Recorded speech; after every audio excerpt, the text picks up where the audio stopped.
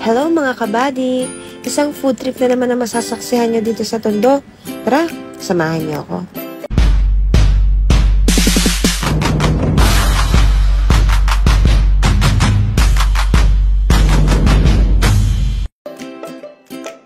Eto ang FRPT Cafe.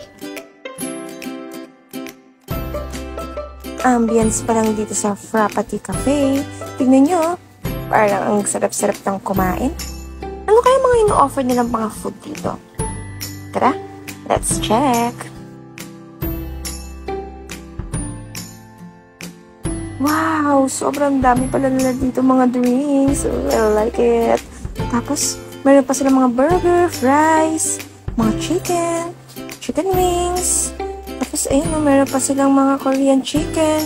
Madami rin pala. Mukhang marami-rami ako matitikman dito, Ito pa pala yung isa nilang mga menu. Nakakagutom naman. Tara, let's check naman yung dining area nila.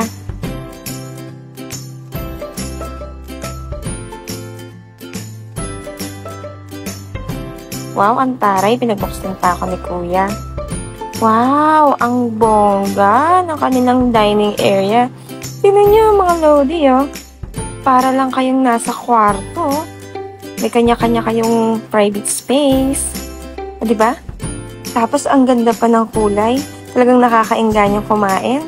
I think, babalik-balikan ko tong lugar na to. Wow, meron din palang double deck tong kanilang dining area. Diba? Napakaganda. So, ito na yung mga order ko. Yung kanilang carbonara. Tsura pa lang, nakakatakam na. Ito naman, yung kanilang french fries. Pwedeng dalawang flavor ang ipalagay nyo. Ito naman yung kanilang beef tapa. Ang ganda na plating, no? Tapos, syempre, makakalimutan ko bang umorder ng milk tea. Cheesecake flavor yan. Umorder din ako ng chicken wings. Mukhang masarap yung chicken wings nila. So, ngayon, taste test na tayo. Tikman muna natin itong carbonara.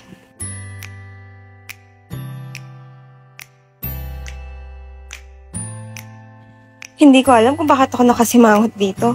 Pero gusto ko naman yung lasa niya. Lasang-lasa mo yung creaminess ng carbonara na to. Hindi ko alam kung meron pang mas masarap dito. Pero promise, gusto ko yung lasa niya. Alam mong hindi tinipid sa ingredients. Ngayon, titikman ko naman yung kanilang tapsilog. Mukhang masarap Saka ang ganda ng plating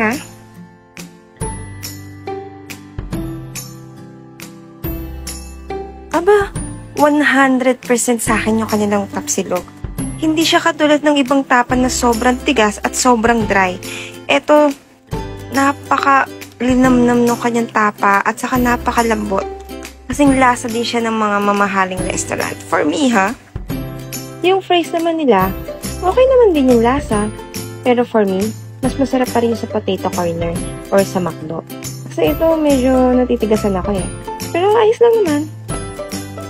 Okay, try naman natin itong chicken wings. Mango habanero pala yung in-order ko.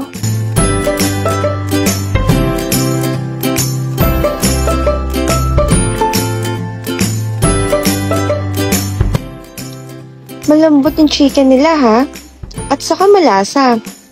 Masarap din sa akin. Okay din sa akin yung kanilang chicken wings.